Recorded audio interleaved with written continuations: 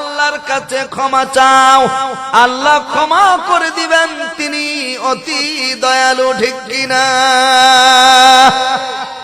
এমন কি কেউ আছে, এমন কি কোন ব্যক্তি আছে যে তিনি বুকে হাত দিয়ে বলতে পারবে না না আমার আল্লাহ আমাকে মাফ করতে হবে কেন? আমি তো বাইতুল্লাহ গিয়েছি, হজ করেছি, আমি তো খেদমত করেছি মা বাবা, আমি তো মসজিদ দিয়েছি, আমি তো নামাজ পড়ি, আল্লাহ মাফ করতে হবে কেন? না না, নেক দিয়েই জান্নাতে যাব। না না, আল্লাহর কসম, কোন ব্যক্তি নেকের তাকাব্বুরি করে আল্লাহ জান্নাতে যাবে না, ঠিক কিনা বলো? আল্লাহর দয়া ছাড়া কোন ব্যক্তি জান্নাতে যেতে পারবে? এ কথা আপনাদের বিশ্বাস হয় কিনা বলেন?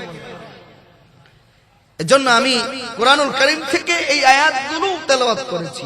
এই আয়াত হচ্ছে আমাদের জন্য মহা ঔষধ। আল্লাহ তাআলা এই আয়াতগুলোকে আমাদের জন্য মহা ঔষধ হিসাবে পাঠিয়েছেন, যেন এই আয়াতগুলো পড়ে আমল করতে পারি। আমাদের যার যত সমস্যা, যত কিছু আছে, চাইবো একজনের কাছে। বলুন তিনি কে? আরো জোরে বলতে হবে, তিনি কে? অসংখ্য গণিত ঘটনা আছে। সম্মানিত হাজিরিন, সব ঘটনা বলা যাবে না, আরেকটি ঘটনা বলছি। আল্লাহর কাছে মাপ চাইলে, ক্ষমা চাইলে আল্লাহ কত খুশি হয়। আল্লাহু আকবার কোন। আল্লাহ পাকের হাবিব মুহাম্মদুর রাসূলুল্লাহ সাল্লাল্লাহু আলাইহি ওয়াসাল্লাম, আল্লাহ পাক তার বন্ধুকে শ্রেষ্ঠতম রাসূল হিসাবে প্রেরণ করেছেন, ঠিক কিনা বলেন? আল্লাহ পাকের রাসূলের একজন সাহাবী নাম হযরত আবু হুরায়রা রাদিয়াল্লাহু তাআলা আনহু। তিনি ঈশার নামাজ পড়ে মসজিদ থেকে তিনি বাড়িতে রওনা দিয়েছেন, ঘরে প্রবেশ করেছেন। রাতের এক অংশে একজন মহিলা এসে হযরত আবু হুরায়রা রাদিয়াল্লাহু তাআলা আনহুকে বলতেছে, ও নবীর সাহাবী, ও আবু হুরায়রা, আমি জানি আপনি সবচেয়ে বেশি আল্লাহ পাকের রাসূলের নিকটে থাকেন, কাছে থাকেন, হাদিস বর্ণনা করেন। আমি একজন দুঃখী নারী, আমি আপনার কাছে জানতে আসছি, আমি শয়তানের ওয়াসওয়াসায়, নফসের তাড়নায়, যৌবনের তাড়নায় গুনাহ করেছি, জেনা করেছি। আমার এই জেনার গুনাহ কি আমার আল্লাহ আমাকে মাফ করবে? আমি আপনার কাছে জানতে আসছি, আপনি বলুন আমার আল্লাহ কি আমাকে মাফ করবেন? আল্লাহ পাকের হাবিব মুহাম্মদুর রাসূলুল্লাহ সাল্লাল্লাহু আলাইহি ওয়াসাল্লামের সাহাবী হযরত আবু হুরায়রা রাদিয়াল্লাহু তাআলা আনহু বলে, শোনো, তুমি গুনাহ করেছো, অন্যায় করেছো, জুলুম করেছো, জিনা করেছো। না না না না, আল্লাহ পাক তোমাকে মাফ করবে না, মাফ করবে না। যখন শুনেছে মহিলা, নবীর সাহাবী বলেছে আল্লাহ পাক নাকি মাফ করবে না, ক্ষমা করবে না, ওই মহিলা সারা রাত পাগলের মতো চিৎকার করে কান্নাকাটি করেছে। আবু হুরায়রা রাদিয়াল্লাহু তাআলা আনহু চিন্তায় পড়ে গেলেন, পেরেশান হয়ে গেলেন। সকালবেলা মসজিদে নববীতে নামাজের সময় হয়ে যায়, নামাজ পড়তে চলে গেলেন নবীর সাহাবী। নামাজের পর আখিরি নবী, সমস্ত নবীদের নবী যিনি মুহাম্মদ আরবি সাল্লাল্লাহু আলাইহি ওয়াসাল্লাম, সাহাবীদের দিকে ফিরে বসলেন এবং আল্লাহর নবী বললেন, সাহাবী আবু হুরায়রা, তোমার চেহারার মধ্যে চিন্তার ছাপ দেখা যায়, তুমি টেনশন করো, মনে হয় তুমি কিছু বলতে চাও। আবু হুরায়রা রাদিয়াল্লাহু তাআলা আনহু বলে, ইয়া রাসূলুল্লাহ, ইয়া হাবিবাল্লাহ, ও আল্লাহর হাবিব, গতকাল রাত একজন মহিলা আমার কাছে চলে আসছে। ওই মহিলা গুনাহ করেছে, শয়তানের ওয়াসওয়াসায় নফসের তাড়নায়, জয়বনের তাড়নায় ওই মহিলা জানা করে ফেলেছে। আমার কাছে এসেছে, জানতে চেয়েছে আল্লাহ পাক কি তাকে মাফ করবেন কিনা। আমি বলেছি আল্লাহ পাক তাকে মাফ করবে না, ক্ষমা করবে না। ইয়া রাসূলুল্লাহ, ইয়া হাবিবাল্লাহ, আমি যখন বলেছি ওই মহিলা তাকে মাফ করবে না, আল্লাহ পাক ওই মহিলাকে মাফ করবে না, মহিলা চিৎকার করে কান্না করেছে, সারা রাত কান্নাকাটি করেছে, আল্লাহর কাছে তওবা করেছে। আল্লাহ পাকের হাবিব বলে, সাহাবী তুমি ঠিক বলো নাই, ঠিক বলো নাই, তবে তুমি শোনো, ওই মহিলা যদি তওবা করে নেয় আল্লাহ পাক তাকে শুধু মাফ করবেন এমনটা নয়, তার জীবনের সব গুনাহ মাফ করে ওই গুনাহগুলো নেক দিয়ে পরিবর্তন করে আল্লাহ তার আমল নামায় দিয়ে দিবেন। আল্লাহর নবী, আখির নবী মুহাম্মদুর রাসূলুল্লাহ সাল্লাল্লাহু আলাইহি ওয়াসাল্লাম তখন আবু হুরায়রা রাদিয়াল্লাহু তাআলা আনহুকে একটি হাদিস শোনালেন, একটি ঘটনা শোনালেন। আল্লাহর নবী ডেকে বলে, আবু হুরায়রা শুনে যাও, বনি ইসরাইলের এক ব্যক্তি, তিনি কয়েক দিনের জন্য, কয়েক মাসের জন্য সফরে চলে যাবে। তিনি চলে যাবেন, কয়েক মাস তিনি সফরে থাকবেন। তার সাথে তার যাবতীয় অর্থ সম্পদ, কাপড় চোপড়, মাল সাবানা সব, যে ওটে আরোহণ করে তিনি চলতেছে চলতেছে চলতেছে, যেতে যেতে বহু দূর যাওয়ার পরে তিনি ক্লান্ত হয়ে পড়লেন, উট ক্লান্ত হয়ে গেলেন। মরুভূমির এক জায়গায় তিনি উটটাকে রাখলেন, তিনি গাছের নিচে বিশ্রাম নিলেন। ঘুম থেকে জায়গা দেখে উট আর নাই, হারিয়ে গেছে। শুধু উট চলে গেছে এমনটা নয়, এমনটা নয়, তার যাবতীয় সম্পদ গুলো উটের মধ্যে ছিল, উট হারিয়ে গিয়েছে। তার কান্না, আবার কানতে কানতে আবার ঘুমিয়ে পড়লেন। ঘুম থেকে জায়গা দেখে তারা হারানো উট তার কাছে এসে দাঁড়িয়ে আছে। সুবহানাল্লাহ। আল্লাহর নবী বলে, আবু হুরায়রা শোনো, ওই ব্যক্তি সম্পদ হারানোর পর, উট হারিয়ে যাওয়ার পর, হারানো সম্পদ আবার পাওয়ার পরে যেই পরিমাণ খুশি হয়, আল্লাহর কোন বান্দা বান্দি যদি গুনাহ করার পরে তওবা করে, আমার আল্লাহ এর চাইতে বেশি খুশি হন। সুবহানাল্লাহ।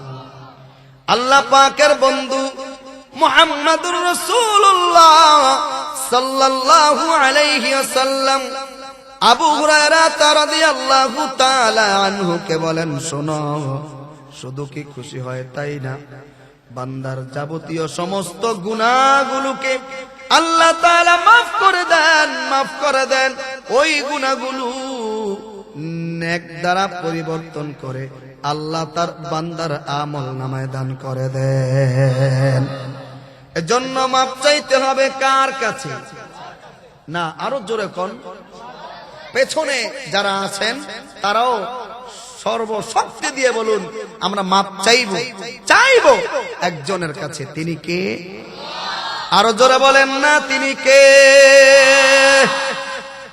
অনেকের সম্পদ নাই, অনেকের জমিনে ফসল হয় না, বাগানে ফল হয় না, বিয়ে করেছে সন্তান আদি হয় না, সব কিছুর জন্য চাইবো একজনের কাছে। আরো জোরে বলুন, তিনি কি?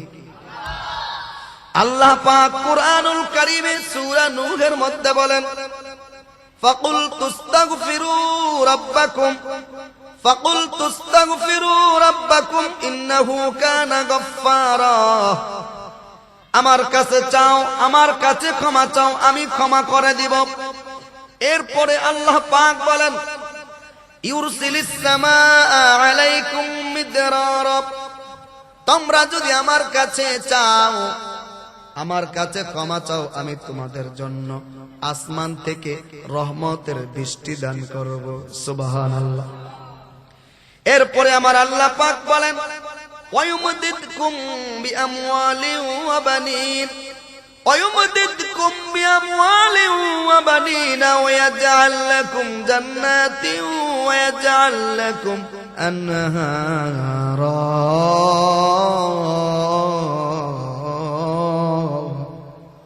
আল্লাহ তাআলা বলে আমার কাছে চাও, জমিনে ফসল হয় না, আমার কাছে চাও, আমি ফসল দান করব।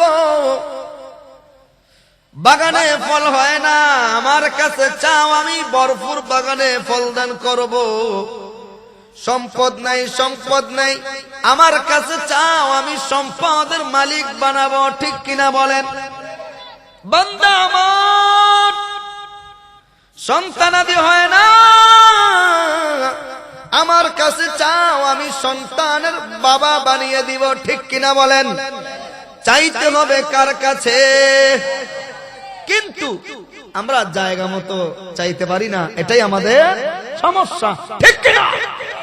যদি জায়গা মতো চাইতে পারতাম, আমাদের সব চাওয়া পাওয়া কবুল করবেন কে? এজন্য আল্লাহর কাছে চাইবেন একটা পদ্ধতি হাদিস থেকে আপনাদেরকে বলছি। বলবো। হযরত হাসান বসরি রাহমাতুল্লাহি আলাইহি খুতবাতে জুলফিকারে আল্লামা নকশবন্দি তার কিতাবে তিনি এই ঘটনা এনেছেন। হযরত হাসান বসরি রাহমাতুল্লাহি আলাইহি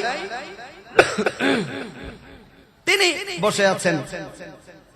আগত এক ব্যক্তি হযরত হাসান বসরির কাছে এসে বলে, ওগো হাসান, আমার জন্য দোয়া করুন এবং আমাকে একটি আমল বলেন, যেই আমলের বিনিময় আমার আল্লাহ আমার ঋণগুলো পরিশোধ করার তৌফিক দান করে দিবেন। সুবহানাল্লাহ।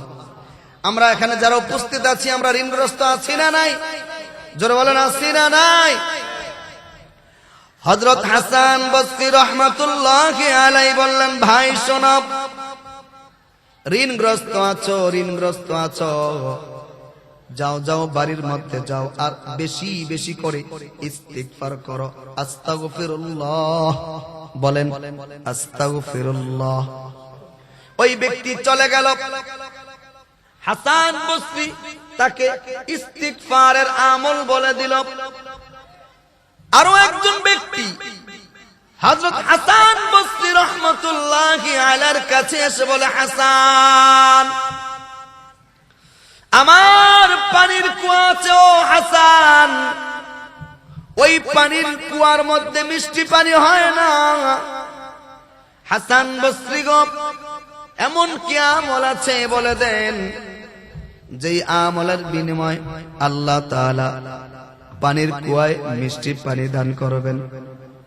হযরত হাসান বসরি রাহমাতুল্লাহি আলাইহি বলে, ভাই, বেশি বেশি করে ইস্তিগফার করো, বলো আস্তাগফিরুল্লাহ, আস্তাগফিরুল্লাহ। যাও বাড়ির মধ্যে চলে যাও, ইস্তিগফার করো, ইস্তিগফার। আরো একজন ব্যক্তি এসে বলে, হাসান, আমার জমিনে ফসল হয় না, আমাকে একটা আমল বলে দেন। ওই ব্যক্তিকেও হাসান বসরি ইস্তিগফারের আমল বলে দিলেন। ওই ব্যক্তি চলে গেল। আরো একজন এসে বলে, হাসান, আমার ফলের বাগান আছে। ও হাসান, আমার ফলের বাগানে ফল মিষ্টি হয় না। হযরত হাসান বসরি বলে, যাও ইস্তিগফার করো, ইস্তিগফার। হাসান বসরি রাহমাতুল্লাহি আলাইহির কাছে একজন ব্যক্তি বসা। হাসান বসরি রাহমাতুল্লাহি আলাইহির খাদেম বলে, আল্লাহর ওলি হাসান, এক একজন এক এক সমস্যা নিয়ে আপনার কাছে আসলো, আপনি সবাইকে শুধু একটি আমল বললেন, আপনি সবাইকে শুধু একটি আমল বললেন, ইস্তিগফারের আমল। এক আমলের মাধ্যমে কেমনে সকল সমস্যা সমাধান হয়? হাসান বসরি রাহমাতুল্লাহি আলাইহি বলে, শোনো, বিভিন্ন সমস্যা হতে পারে, কিন্তু সকল সমস্যার সমাধানকারী বলেন কয়জন? আরো জোরে বলেন। সকল সমস্যার সমাধানকারী একজন, তিনি আল্লাহ। আল্লাহু আকবার। আল্লাহর কাছে যদি কেউ চাওয়ার মতো চাইতে পারে আর বারবার বলে আস্তাগফিরুল্লাহ আস্তাগফিরুল্লাহ, আল্লাহর নবী আখেরি নবী বলেন, আল্লাহ তাআলা যিনি ইস্তিগফার করবে, আল্লাহ তাআলা ওই বান্দার সকল সমস্যা সমাধান করে দেন। পারবেন তো? বিপদে আপদে মুসিবতে এই আমল করতে পারবেন তো ইনশাআল্লাহ? কারা কারা পারবেন দুই হাত তুলে দেখান। আল্লাহু আকবার, নারে তাকবীর। আরো একটি চমৎকার থেকে চমৎকার ঘটনা বলে আমি আলোচনা শেষ করব ইনশাআল্লাহ। মসজিদে তিনি মাগরিব নামাজ পড়লেন এবং এশার নামাজ পড়লেন। শুনেন, এশার নামাজের পরে মসজিদের খাদেম চলে আসছে, মসজিদের তালা বন্ধ করবে। কিন্তু ইমাম আহমদ ইবনে হাম্বল তো তিনি পরিচয় দেয় নাই খাদেমকে, জামি এই যুগের ইমাম ইমাম আহমদ ইবনে হাম্বল। খাদেম বলল, চলে যান। কে আপনি?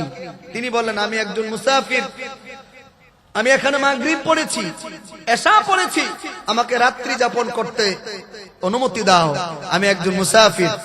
খাদেম বলল, না, মসজিদে থাকার কোনো অনুমতি নেই, চলে যান। বের হয়ে গেলেন।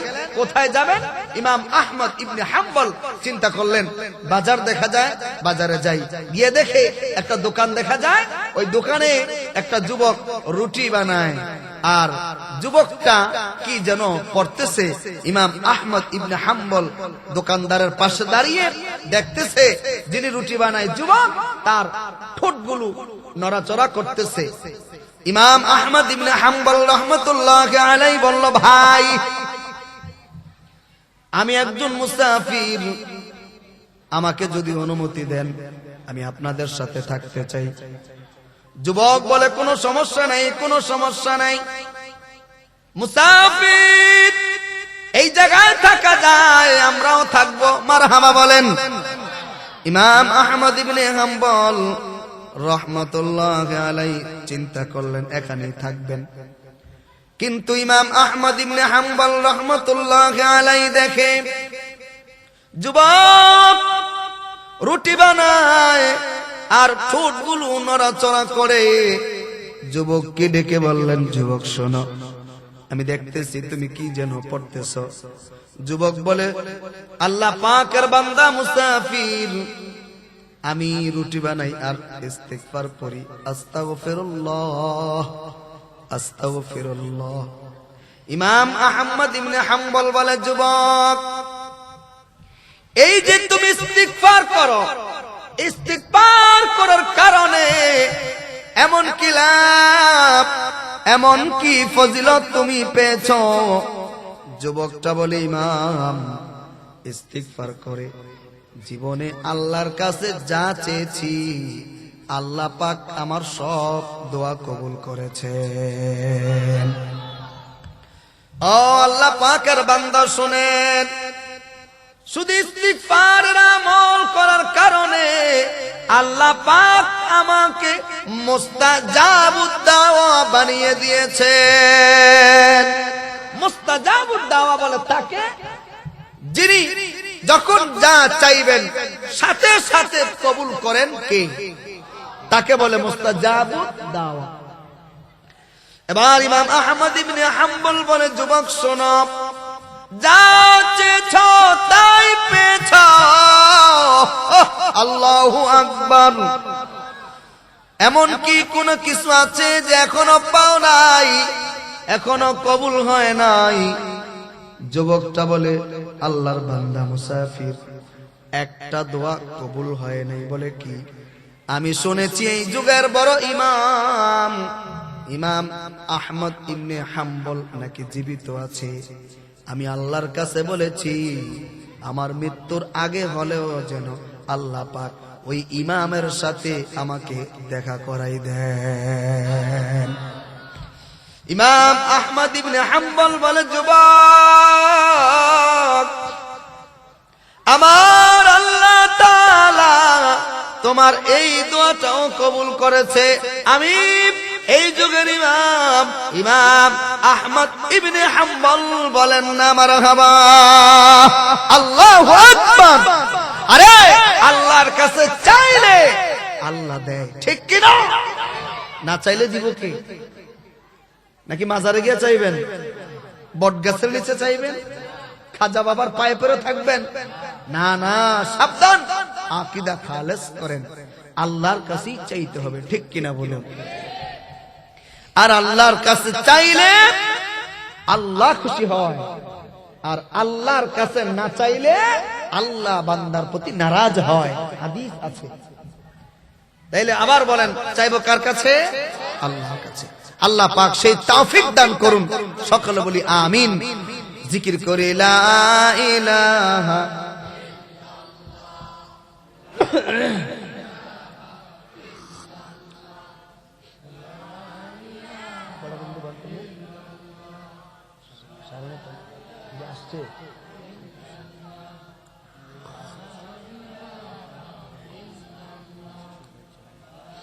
আসতে 10টা বাজে।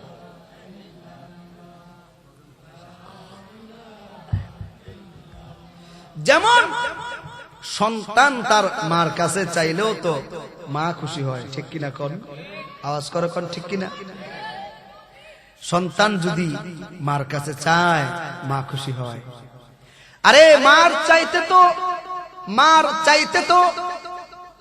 মা তার সন্তানকে যে পরিমাণ ভালোবাসে, হাদিসে কুদসি ঘটনা আছে, আল্লাহ এর চেয়ে 100 গুণ, 1000 গুণ, 1 লক্ষ গুণ বান্দাকে বেশি মহব্বত করে, ঠিক কিনা? ঠিক কিনা?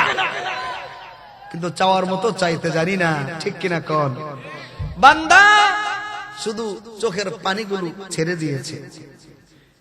ঘটনা আসছে, পয়গম্বর মূসা আলাইহিস সালাম, নবী মানুষ, তিনি দোয়া করতেছে। পয়গম্বর জলিলুল কদর নবী, তার দোয়া কবুল হয় না। রাগান্বিত হয়ে গেলেন পয়গম্বর। তিনি বললেন, আল্লাহ আমার দোয়া কবুল করছো না কেন?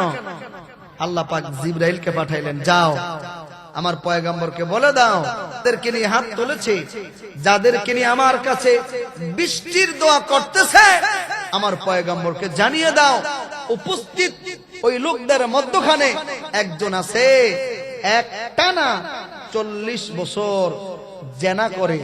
এই নাফরমান, এই বেঈমান যতক্ষণ থাকবে মজলিসে, আমি তার পয়গম্বরের দোয়া কবুল করব না, বৃষ্টিও দিব না, ঠিক কিনা? জিবরাইল আলাইহিস সালাম যখন আসছে, সংবাদ দিয়েছে, এবার পয়গম্বর কিতাবে আসছে এইভাবেই ঘটনা। পাহাড়ের চূড়ায় দাঁড়িয়ে গেলেন, বললেন, ভাই সব উপস্থিত কে আছো, জেনা করো, বের হয়ে যাও, যতক্ষণ না যাবে বৃষ্টি হবে না। কেউ যায় না। আপনারা কি বলেন, এই মুহূর্তে কেউ যাবে? কেউ যায় না। পয়গম্বর মূসা আলাইহিস সালাতু ওয়াস সালাম আবার পাহাড়ের চূড়ায় দাঁড়িয়ে গেলেন, ডাক দিয়ে বলেন, কে আছো, জেনা করো, যাও, মজলিস থেকে উঠে যাও। কেউ যায় না। পয়গম্বর আবার বললেন, উঠো উঠো, কেউ উঠে না। পয়গম্বর বললেন, যদি না উঠো, আল্লাহ তাআলা জিবরাইলের মাধ্যমে আমার কাছে তোমার নাম জানিয়ে দিছে, তোমার বাবার নাম বলে গিয়েছে, এবার যদি নিজ থেকে না উঠো, আমি কিন্তু তোমার নাম ধরে, বাবার নাম ধরে উঠাবো। যখন আল্লাহর বান্দাটার দিলের মধ্যে এই আওয়াজটা চলে গেছে, এতক্ষণ আল্লাহর বান্দা তিনি আল্লাহর কাছে চান নাই, কিন্তু যখন পয়গম্বর বলেছে নাম বলবে, মাথাটা নিচু করে দিয়ে বলে, আল্লাহ হাজার হাজার লোকদের মধ্যখানে আমাকে কেন লজ্জা দাও? আমাকে লজ্জা দিলে বুঝি তোমার লাভ আছে? আল্লাহ, আমার গুনাহ আমি করেছি, আমার বাবা জানে না, আমার মা জানে না, আমার সন্তান জানে না, দুনিয়ার কেউ জানে না, কিন্তু তুমি জানো, ঠিক কিনা বলেন? আল্লাহ গো, আমি তওবা করলাম। চোখের পানিগুলো ছেড়ে আল্লাহকে ডাক দিছে, আল্লাহ আর জীবনে কোনোদিন গুনাহ করব না। আল্লাহ তার তওবা এমন ভাবে কবুল করেছে, পয়গম্বর দেখে আল্লাহ পাক রহমতের বৃষ্টি দান করে দিয়েছেন। পয়গম্বর মুসা আলাইহিস সালাতু ওয়াস সালাম আশ্চর্য হয়ে গেলেন, কি ব্যাপার, কেউ তো উঠে নাই। আল্লাহ বলল জেনাকারী আছে, বৃষ্টি দিবে না, কেউ গেল না, কিন্তু বৃষ্টি তো শুরু হয়ে গেল। আল্লাহ বলেন পয়গম্বর, যখন তুমি নাম বলবা, ঘোষণা দিয়েছ, আমার বান্দাটা চোখের পানিগুলো ছেড়ে দিয়েছে, আমি আল্লাহর দয়ার সাগরে, রহমতের সাগরে ঢেউ উঠে গেছে। সুবহানাল্লাহ। আমার বান্দার চোখের পানি জমিনে পড়ার আগেই আমি আল্লাহ আমার বান্দাকে মাফ করে দিয়েছি। শুধু মাফ করে দিয়েছি না, না, আমার বান্দার দোয়ার বিনিময় আমি আল্লাহ রহমতের বৃষ্টি দান করলাম। অসংখ্য ঘটনা, বাকি যেগুলো আপনাদের মনে থাকবে এমন কিছু পরিচিত ব্যক্তি, নবী, সাহাবীদের ঘটনা বললাম যেন মনে রাখতে পারেন। আবারও বলছি, চাইতে হবে কার কাছে? ক্ষমা চাইবো কার কাছে? সম্পদ চাইবো কার কাছে?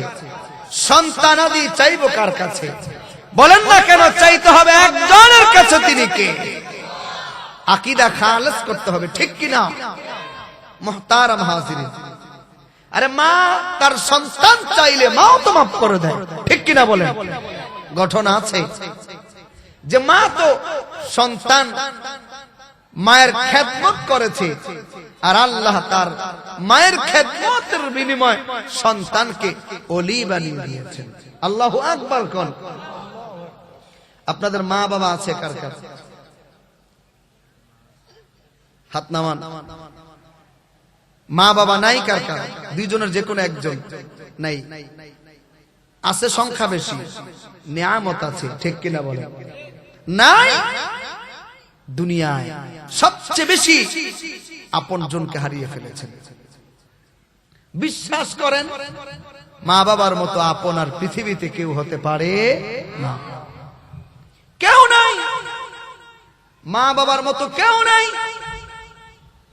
স্ত্রী বলেন, ছেলে বলেন, মেয়ে বলেন, সকলের ভালোবাসা আর মহাব্বতে স্বার্থ লুকিয়ে আছে, কিন্তু মা আর বাবার যে মহাব্বত আর ভালোবাসা, এগুলোতে কোনো স্বার্থ নাই, ঠিক কিনা বলেন? মাকে খুশি করেছে, আর মার দোয়ায় যদি আল্লাহ তার বান্দাকে ওলি বানাইতে পারে, আর সেই ব্যক্তি যদি আল্লাহকে খুশি করে, আর আল্লাহ যদি খুশি হয়ে যায়, না জানি আল্লাহ তার বান্দাকে দুনিয়াতেই মাফ করে ওলি বানিয়ে দেয়, ঠিক কিনা বলেন? একটি ঘটনা মনে পড়েছে, আমি কি বলবো আপনাদেরকে? ছোট্ট ছেলে বাইজিদ বুস্তামি রহমতুল্লাহ আলাইহি, মা তাকে বলেছে, সন্তান আমাকে পানি দাও, পানির পিপাসা লেগেছে, পানি পান করব। বাইজিদ বুস্তামি রহমতুল্লাহ আলাইহি ঘরে গিয়ে দেখে পানি নাই, তিনি দূরে চলে গেছে, এসে দেখে মা ঘুমিয়ে পড়েছে।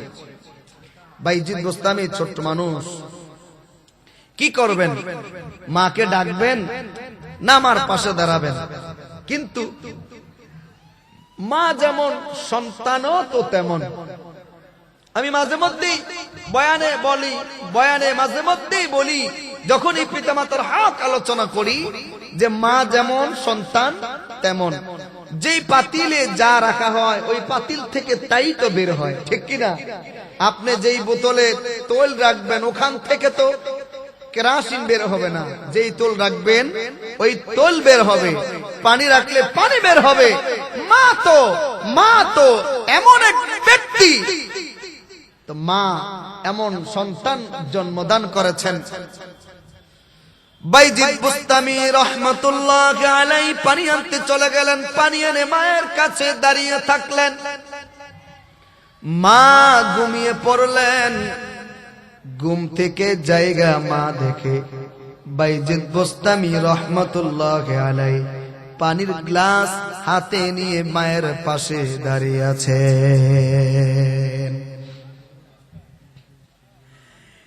বাইজিদ বোস্তামি রহমতুল্লাহ আলাইর মা বলে, বাইজিদ পানি আনতে বলেছি। বাইজিদ কোন সময় পানি এনেছো? বাইজিদ বোস্তামি বলে, মা পানি আনতে বলে তুমি ঘুমিয়ে পড়েছ। ঘরে পানি নাই, দূরে গিয়ে দেখি পানি এনে দেখি তুমি ঘুমিয়ে পড়েছ মা। বাইজিদ বোস্তামি রহমতুল্লাহ আলাইহির মা বলে, বাইজিদ আমি ঘুমিয়ে পড়েছি, তুমি তো ঘুমিয়ে পড়তে পারতা। বাইজিদ বোস্তামি বলে, মা গো আবার ঘুম থেকে জায়গা যদি দেখো পানি নাই, আমি বাইজিদ নাই, যদি তুমি কষ্ট পাও আমি বাইজিদ আল্লাহ পাকের কাছে কি জবাব দিব? বাইজিদ বোস্তামির মা পানি পান করলেন। বাইজিদ বোস্তামির মা নামাজ পড়ে দোয়া করলেন, আল্লাহ আমার বাইজিদকে ওলি বানিয়ে দাও। শুধু ওলি বানাইলে হবে না, আমার বাইজিদকে সুলতানুল আরিফিন বানিয়ে দাও। আল্লাহ পাক এমন কবুল করলেন, এমন ভাবে কবুল করলেন। মা দোয়া করলেন বাইজিদ, আল্লাহ তাআলা বাইজিদকে ওলি বানাইলেন। শুধু ওলি বানাইলেন না, না না, এমন ওলি বানাইলেন 40 জন ওলি দোয়া করে কবুল হয় না, কিন্তু বাইজিদ যেখানে দোয়া করে কবুল। সুবহানাল্লাহ, আল্লাহু আকবার কোন। 40 জন ওলি দোয়া করে। আল্লাহ তাআলা ডাক দিয়া বলে, বাইজিদ শোনো, তোমার যে এলাকা, ওই এলাকা থেকে বহুদূর আমার এক বান্দা আছে। ওই বান্দা 1 বছর 2 বছর 40 বছর হজ করে, আমি আল্লাহ তার হজ কবুল করি না। বাইজিদ শোনো, তুমি বাইজিদ ওই এলাকায় চলে যাও। আমার যে বান্দা হজ করে কবুল হয় না রে বাইজিদ। বাইজিদ বোস্তামি রহমতুল্লাহ আলাইহি ওই এলাকায় চলে গেছে, গিয়ে ওই ব্যক্তির দরওয়াজার সামনে দাঁড়িয়ে আছে। ওই ব্যক্তি ঘর থেকে বের হয়ে দরওয়াজা খোলে, বাইজিদকে বলে, আসসালামু আলাইকুম বাইজিদ, কেমন আছেন? সুবহানাল্লাহ বলেন। বাইজিদ বোস্তামি রহমতুল্লাহ আলাইহি বলে, আমি বাইজিদ। কে বলেছে আপনাকে? আমি তো আপনাকে আমার নাম বলি নাই, আমার ঠিকানা বলি নাই, আমি যে বাইজিদ। কে আপনার কাছে জানিয়ে দিল? ওই ব্যক্তি বলে, বাইজিদ আপনি যে আমার কাছে আসছেন আজকে সকালবেলা, আজকে আমার কাছে আপনি আসবেন, এই কথাটা আমার আল্লাহ আমাকে আজকে রাতে জানিয়ে দিয়েছেন। বাইজিদ বোস্তামি রহমতুল্লাহ আলাইহি বলে, তাই নাকি? বলে হ্যাঁ। এবার বাইজিদ বোস্তামি বলে, ভাই আল্লাহ তাআলা আমাকে বলেছে আপনি নাকি হজ করেন, আপনার হজ 39 বছর পর্যন্ত হজ করেন, 39 বার হজ করেছেন। আল্লাহ পাক নাকি আপনার হজ কবুল করে না, আপনার হজ কবুল হয় না, কিন্তু আল্লাহ পাক আপনার সামনে আপনার সাথে কথা কয়, কেমনে সম্ভব?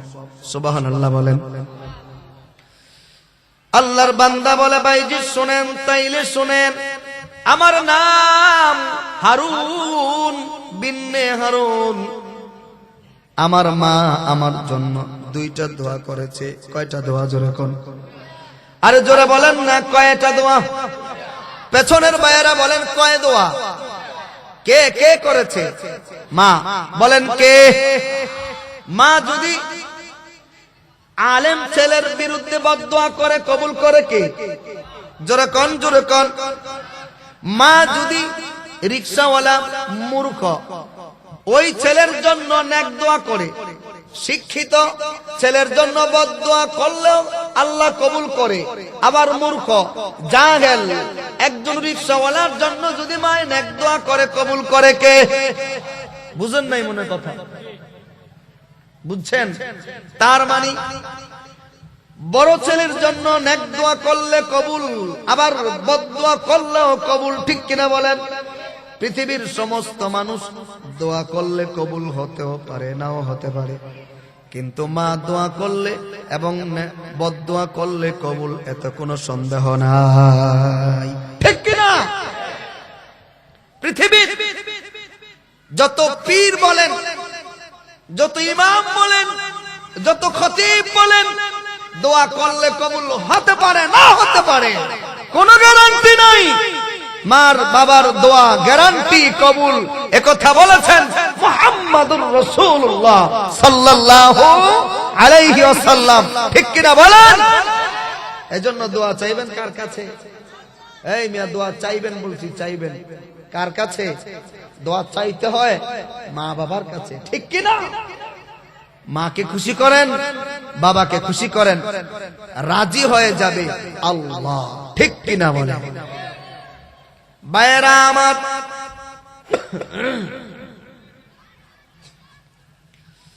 এবার বাইজিদ বুস্তামি রহমাতুল্লাহি আলাইহি বলেন, আল্লাহর বান্দা কি আপনার মা আপনার জন্য দোয়া করেছে? বলেন। আল্লাহর বান্দা বিন্নে হারুন বলে, আমার মা আমার জন্য একটা দোয়া করেছেন, এক দোয়া, আরেকটা দোয়া করেছে বদদোয়া। আমার মা এক দোয়া করেছে, আল্লাহ আমার সন্তানকে আপনি এমন ভাবে কবুল করেন, আমার সন্তানের সঙ্গে দুনিয়ায় আপনি কথা বলবেন, কথা। সুবহানাল্লাহ। আওয়াজ করে বলেন, কবুল করেছে কে? আর একটি বদদোয়া আমার ব্যবহারের কারণে, আমার ব্যবহারের কারণে আমার মা আমার জন্য বদদোয়া করেছে, আল্লাহ আমার সন্তান যত আমল করবে, আমার সন্তানের কোনো আমল কবুল করবেন না, জান্নাত দিবেন না। নাউজুবিল্লাহ বলেন। আল্লাহর বান্দা বলে, বাইজিদ আল্লাহ আমার মার দুইটা দোয়াই কবুল করে ফেলেছে। আল্লাহ প্রতিদিন কথা কয়, কিন্তু আমার হজ আল্লাহ কবুল করে না, করে না। জোরে বলেন ঠিক কিনা? এই কথা শোনার পরে বাইজিদ বুস্তামি আর দেরি করলেন না, দুই হাত তুলে আল্লাহর কাছে প্রার্থনা করলেন, দোয়া করলেন। দোয়া করতে দেরি, বাইজিদ বুস্তামির দোয়া আল্লাহ কবুল করতে দেরি করেন না। 39 বছর হজ করে কবুল হয় না, এবছর সহ 40 বছর বাইজিদ বুস্তামি দোয়া করে, আল্লাহ তার বান্দা 40 বছরের হজ কবুল করেছেন। সুবহানাল্লাহ, আল্লাহু আকবার কোন। খালি বুট খাইলেই তো না, মাঝে মধ্যে কিছু কইেন। বলেন, দোয়া কবুল করার মালিক কে? আল্লাহ তাআলা কুরআনুল কারীমের মধ্যে বলেন, ওয়া ইযা সাআলাকা ইবাদি আন্নী ফাইন্নী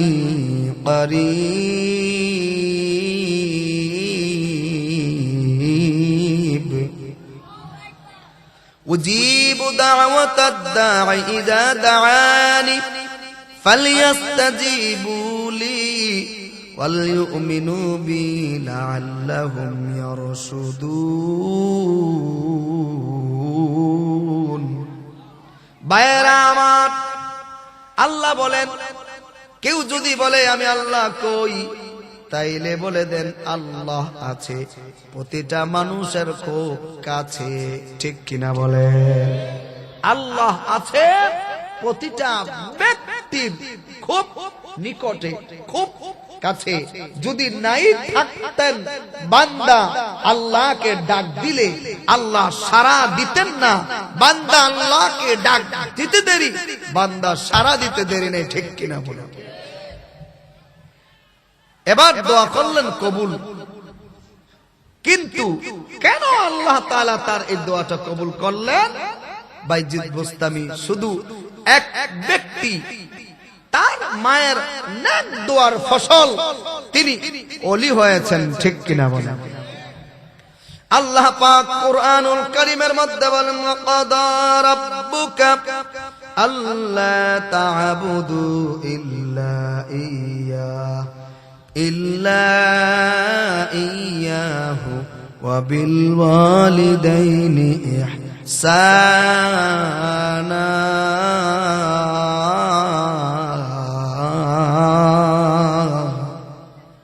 আল্লাহ তাআলা আদেশ করেছে, বান্দা আমার, আমি আল্লাহ তাআলা আদেশ করলাম, আমি আল্লাহ তাআলা আদেশ করলাম ইবাদত করবা আমি আল্লাহর।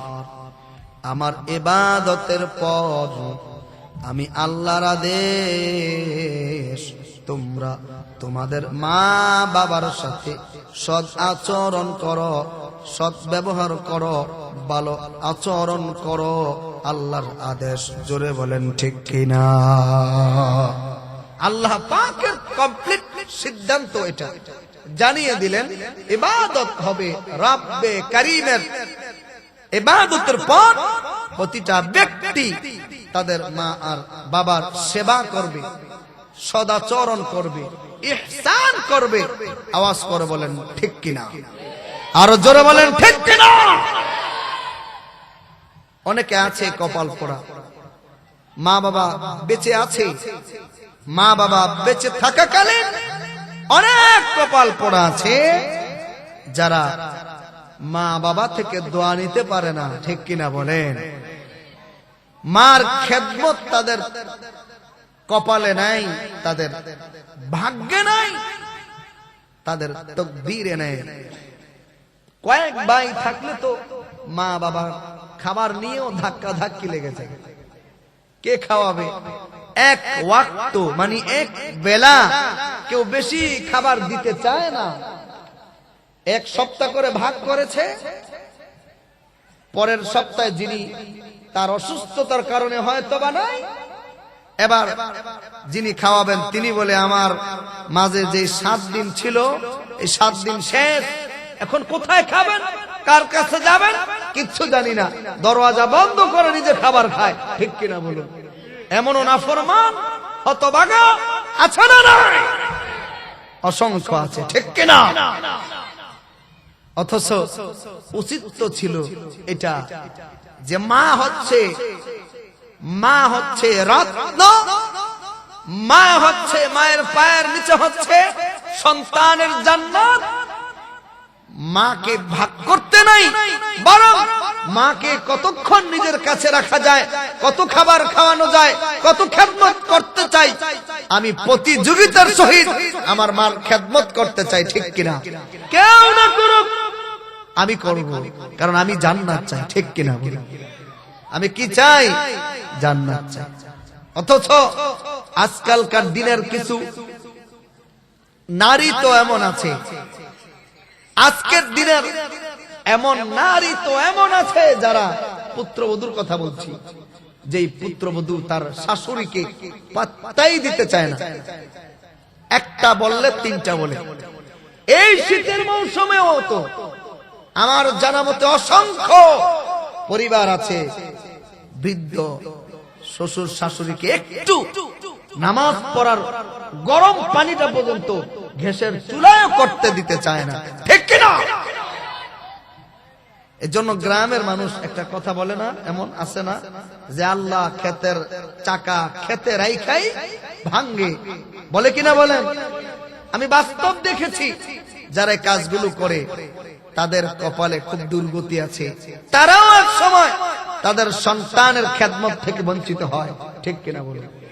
আমি ভালো করে বলছি, আবার বলছি, আল্লাহ পাকের আদেশ, কমপ্লিট সিদ্ধান্ত আল্লাহ জানিয়ে দিলেন, আমার ইবাদতের পর, নামাজ আদায় করার পর, নামাজ পড়ার পরে খেদমত করো, সদাচরণ করো, ভালো ব্যবহার করো নিজের মায়ের, ঠিক কিনা বলে? আবার এমনও কিছু মানুষ আছে আমাদের বাংলাদেশে, আমি নাম বলবো না, আমার এলাকায় আছে, আমার গ্রামে আছে, আমি যেই মসজিদের খতিবের দায়িত্বে আছি ওখানেও আছে, যে মা বাবার কোনো খবর নেই, হতভাগা কপাল পোড়া পীর সাহেবের কাছে গিয়ে পড়ে থাকে, দিনের পর দিন, মাসের পর মাস পীর সাহেবকে কয় বাবা, পীর সাহেবকে দেশি মুরগি, দেশি খাসি জবাই করে খাওয়ায়, কপাল পোড়া হতভাগা মারে বছরের পর বছর, একবেলা ঠিক মতো খাওয়াইতে পারে না, ঠিক কিনা বলে? যারা এই কাজটা করে, আমি ভালো করে বলছি, শোনেন, আপনি তো এক পীর সাহেবের কাছে মুরিদ, পৃথিবীর সমস্ত পীর সাহেব যদি আপনার জন্য দোয়া করে, আপনার মা যদি আপনার জন্য বদদোয়া করে, মায়ের বদদোয়াই কবুল হবে সবার আগে, ঠিক কিনা বলেন? এটাই সত্য, এটাই চির সত্য, এটাই আল্লাহর ফয়সালা। এজন্য আমরা সেবা করব মার, বলেন কার? খেদমত করব বাবার, বলেন কার? দোয়া করব মা আর বাবার জন্য, বলেন কার? আমরা তো অনেকে মনে করি, অনেকেই এই কথাটা মনে করি যে মা বাবা মরে গেলে তাদের প্রতি আমাদের যে দায়িত্ব ছিল এটা শেষ। না, শেষ না। জানেন না, এজন্য বলেন শেষ। জানেন, এরপরে বুঝবেন যে মা বাবা কত অমূল্য রতন, তাদের প্রতি আমাদের দায়িত্বটা কি। হাদিসের মধ্যে আসছে, মা বাবার প্রতি সন্তানের 14টা হক রয়েছে, বলেন কয়টা? 14টা।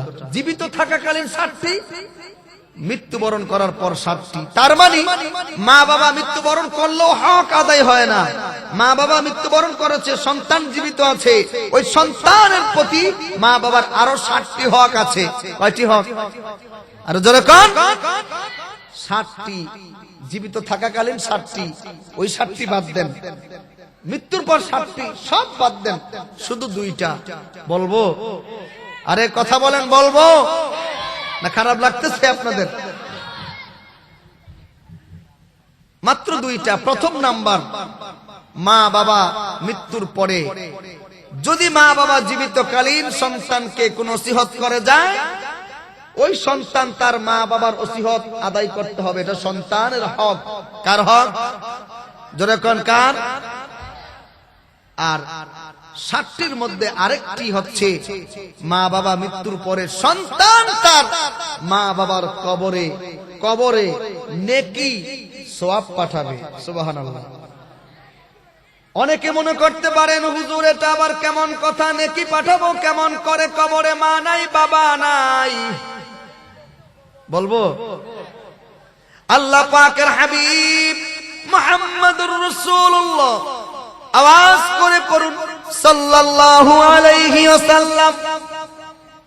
আল্লাহ তাআলার বন্ধু বলেন,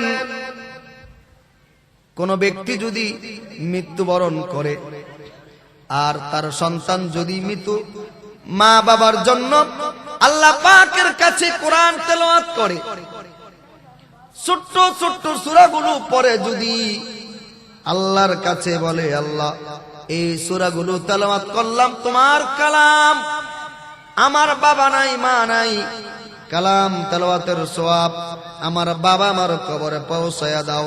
আল্লাহ রাসূল বলেন, সাথে সাথে আল্লাহ তাআলা ওই তেলাওয়াতের সওয়াব তার মা বাবার কবরে পৌঁছায়া দেন। এই একটা পদ্ধতি, মা বাবার কবরে নেক পাঠান। আর একটা পদ্ধতি হলো, মা নাই যার, বাবা নাই যার, ওই সন্তান যদি মার জন্য সদকা করে দেয়, দান করে দেয়, বাবার জন্য দান করে দেয়, আর আল্লাহর কাছে দোয়া করে, আল্লাহ তোমার বান্দা দুনিয়ায় নাই, আমার মা আমার বাবা মৃত্যুবরণ করেছে, আমার মা আমার বাবার জন্য দোয়া করলাম, আমার মা বাবার জন্য আমি দান করে দিলাম। হাদিসে পাকের মধ্যে আছে, ওই দানের বিনিময় আল্লাহ তাআলা মা বাবার কবরের আযাব মাফ করে দেন। তাইলে মা নাই বাবা নাই যাদের, তাদের দায়িত্ব হচ্ছে মা বাবার কবরে নেকি পাঠানো, ঠিক কিনা বলেন? কেমনে পাঠাবেন? দোয়া দুরূদ পড়ে কবরে পাঠাবেন। আর যদি এটাও না পারেন, মাঝে মধ্যে দান করে হোক, সেটা 1 টাকা দান করে মা বাবার কবরে পাঠাইতে পারবেন তো ইনশাআল্লাহ? কারা কারা পারবেন 2 হাত তুলে দেখান। নারে তাকবীর। আল্লাহ কবুল করুন।